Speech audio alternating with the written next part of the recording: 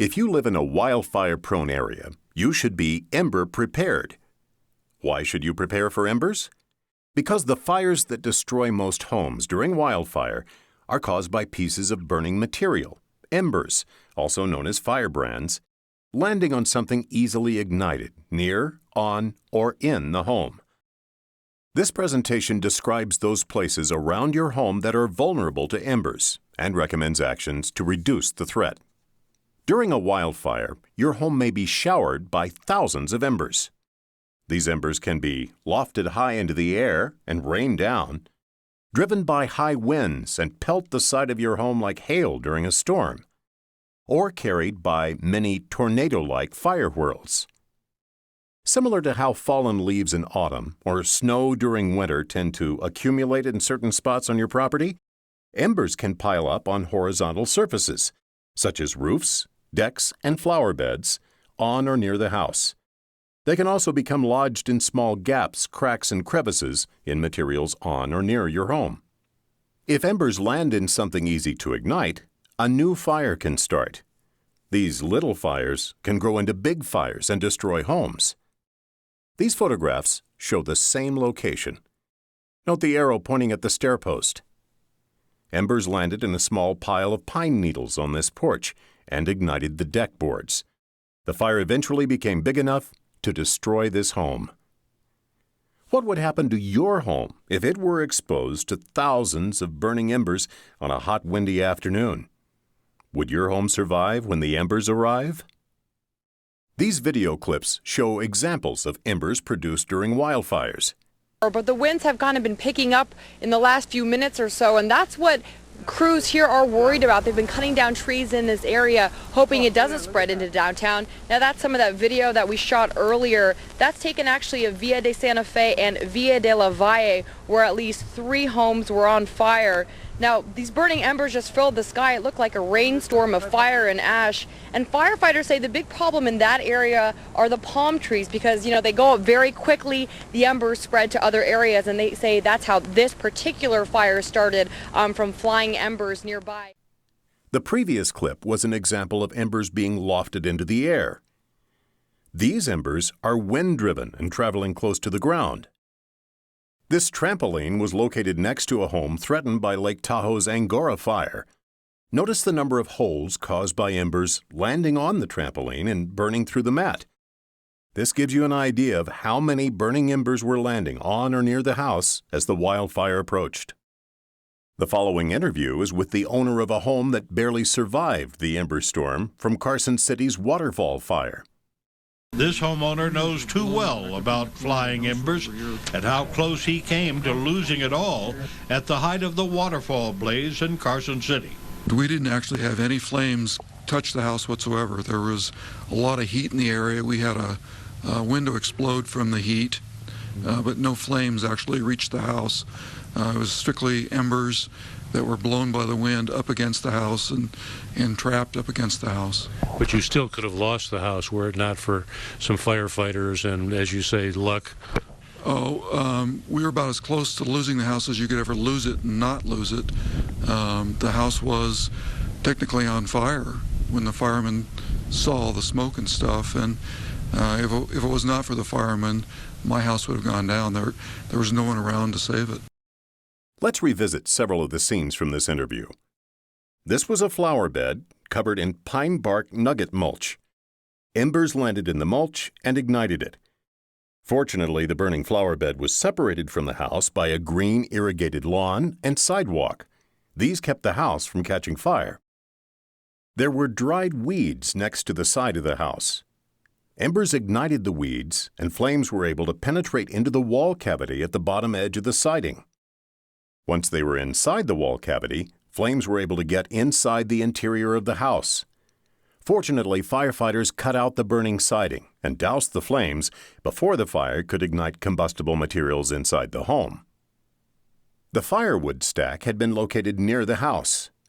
Firefighters quickly dismantled the stack by chucking the rounds as far as they could away from the home. Had the firewood stack remained intact, embers could have become lodged in it, ignited small debris within it, and ignited the whole stack. The burning firewood would have been difficult for firefighters to extinguish and could have led to the loss of the house. This side of the house was facing the oncoming fire front. Driven by high winds, embers hit the siding and piled up in the corner near the doorway. The pine bark nugget mulch in this plastic flower pot was ignited by embers. The burning mulch ignited the siding and melted the pot. Fortunately, firefighters were able to extinguish the flames. The homeowner said the wood trim and siding at the bottom of the door jamb was decayed. Decayed wood is easier to ignite and therefore much more vulnerable to embers than wood in good condition. Embers ignited this portion of the door jamb and eventually burned into the garage. Firefighters were able to extinguish the fire. Embers entered the crawl space through the foundation vent and started a fire. This homeowner was fortunate that firefighters were available to extinguish the ember-caused fires. But what would have happened if they were not there? Homeowners need to be proactive and eliminate the conditions that would allow embers to start small fires that could jeopardize their homes. This photograph was taken during a wildfire. Notice anything interesting? The adjacent forest trees are not burning. Only the house and several small fires in the pine needle litter. Burning embers produced by the wildfire landed on something that was easily ignited. A small fire started on, in, or near the home, and eventually the entire home became engulfed in flames. It was not due to a raging wall of flames burning through the treetops and coming into contact with the house. This is how most homes are destroyed by wildfire. Consequently, it is critical that homeowners living in wildfire-prone areas be ember prepared. What does being ember prepared mean? It means understanding where your home and property are vulnerable to embers and to preparing them to resist ignition by embers. Where do the embers come from?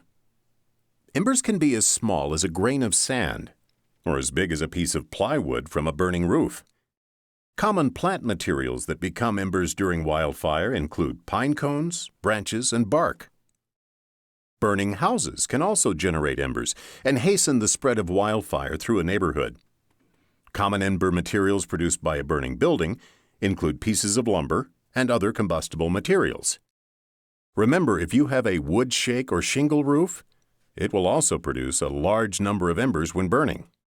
Depending on fire intensity, wind speed, and the size of materials that are burning, embers can be carried a few feet to more than a mile ahead of the fire front. Consequently, even homes located blocks away from the actual wildfire are threatened. So, where is this house vulnerable? Experts have identified the areas around a home that are vulnerable to ember attack. These areas are presented in the following Ember Aware checklist. There are 20 spots on or near your house that are susceptible to embers. We'll discuss each of these spots and offer suggestions to reduce the ember threat.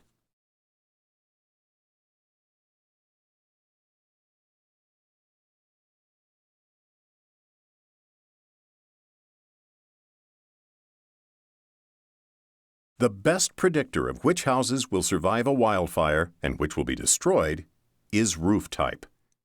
Houses with untreated wood roofs are much more likely to be destroyed during a wildfire than those with fire-rated roofs. The only long-term solution to the untreated wood roof hazard is replacement with a fire-rated type. Fire-rated types include asphalt composition shingle, metal, and cement-based or clay tile. Contact your local fire marshal for advice and local roofing requirements.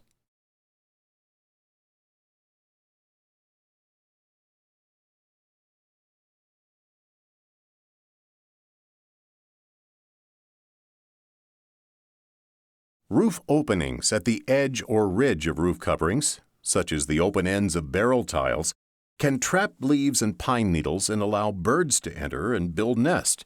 These materials are easily ignited by embers. Plug roof openings with a non-combustible bird stop material to minimize the accumulation of easily ignited materials. Bird stops will also reduce the likelihood of ember entry.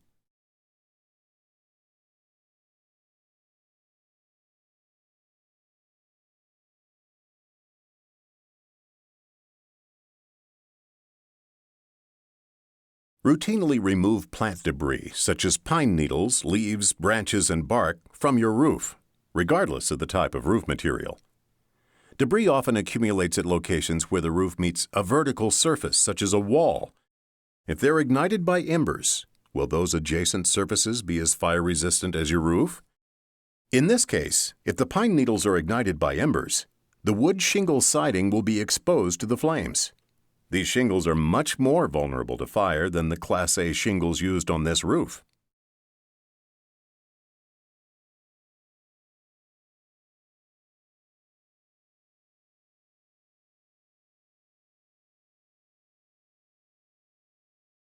Close operable skylights, such as the one shown here, if a wildfire is threatening. As is the case with windows, the most vulnerable skylight is the one that is open. Keep skylights free of pine needles, leaves, and other debris, and remove overhanging branches. If skylights are to be placed on steeply pitched roofs that face large amounts of nearby fuels, such as a mature pine tree or another house, consider using flat ones constructed of double-pane glass, such as the one shown in the inset picture, where the outer pane is tempered glass.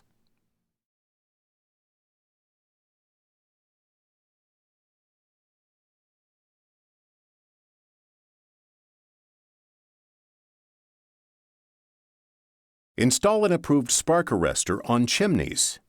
It will prevent embers from escaping your fireplace and igniting your property or that of your neighbors.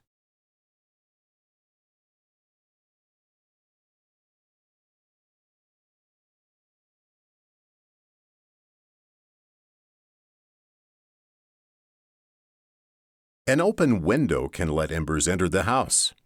Make sure all windows are closed anytime a wildfire is threatening.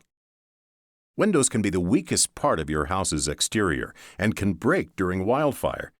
If the glass falls out, embers can get into your house. Replace single-paned, non-tempered glass windows with multiple-paned, tempered glass types. Don't forget about windows in garage doors. The garage door windows at this house broke. Embers could have entered the garage and started a fire on the inside. The inset picture shows a doubled pane window where the exterior pane broke, but the interior pane stayed intact. In this case, a neighbor's house had ignited. The radiant heat from the burning house caused the outermost piece of glass to break.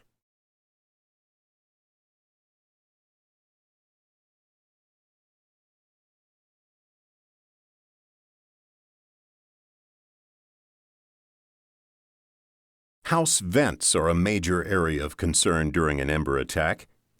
In the background picture, embers were able to get into the house through an attic vent and ignite the inside of the house. The lower left inset picture is looking up at an enclosed or soffitted eave where embers were able to penetrate through the small louvered circle vents. The lower right picture is of a metal louver vent cover that allowed enough embers to enter the crawl space to cause ignition. At a minimum, cover attic, eave, and foundation vents with 1/8-inch wire mesh. New vent types are available that are designed to minimize both ember and flame entry, but they are more expensive than simple mesh screens. Make sure there are no easily ignited materials such as old magazines, letters, cardboard boxes, sawdust, or wood scraps in the